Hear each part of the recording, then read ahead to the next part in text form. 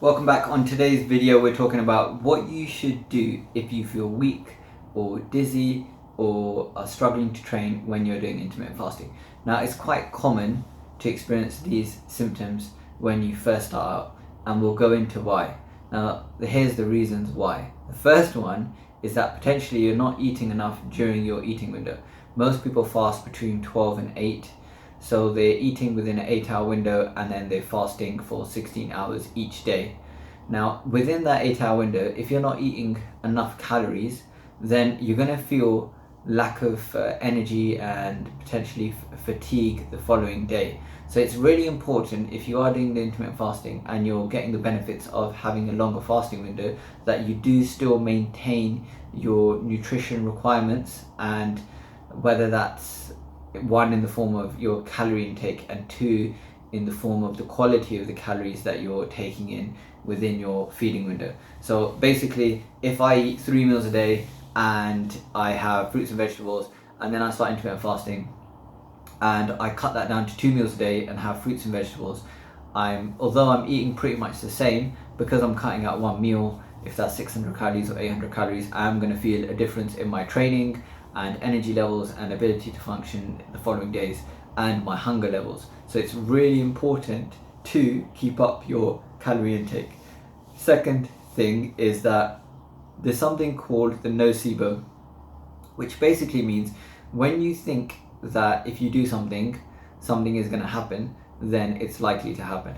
And to give you an example of that, if you were to have manipulations in a clinic like this, so someone cracked your back and they said tomorrow you're going to be sore, then what research studies show is that the next day you are likely to feel sore.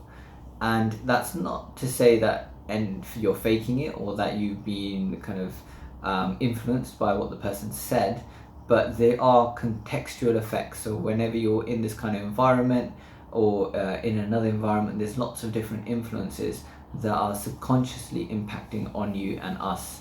And that's not something that you can particularly do anything about. Some people are more susceptible to it than others, but nocebo is a proven phenomenon which can be incredibly powerful, incredibly powerful. So Google it, look into it. There's actually studies that have been done on people who had been given diagnoses for their death related to cancer within a certain period of time, and it happened at that time because they believed it was going to happen, and others potentially that had an impact, and others who were told another time frame or who did not have an idea of how long they had, and actually they defined odds. And there's case examples like these, but there's also studies on the effect of nocebo, which is really interesting. So you can have a nocebo effect. You can have, if someone gave you a sugar pill, so that's a placebo, and told you that you would have headaches as a result of it the following day,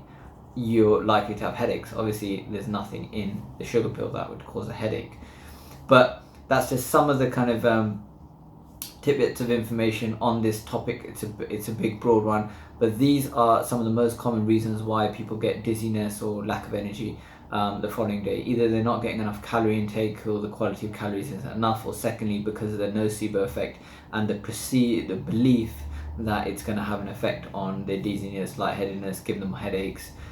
So these are the two important factors that you need to address. If you are suffering from these symptoms, then potentially there's two things you can do. Either stick with it for 2 weeks, because that's usually the time frame it takes for your body to adjust. In most people, some people they adjust straight away, some people take a bit longer, but 80% of people will adjust within 2 weeks. And the second thing that you can do is widen your eating window. So if currently you're eating within a 8-hour window and you're struggling with some symptoms, then increase that window to a 10-hour window or 12-hour window. So just cut back from what the eating window that you're currently eating in. So let's say you eat from 8 a.m. till 9 p.m. at night, that would be a 13-hour eating window. If you're getting symptoms, then you might not want to go 12 to 8 straight away, an 8-hour eating window. You might want to go from 8 till 8, which would be a 12-hour eating window, and then slowly cut it back over the weeks until you hit your goal and until you hit your weight loss or health goal. So I hope that helps. Thank you guys for watching and all the feedback that you're giving on the videos. If you do have any questions, please DM me and I'll get it answered in the next live video. Thanks guys.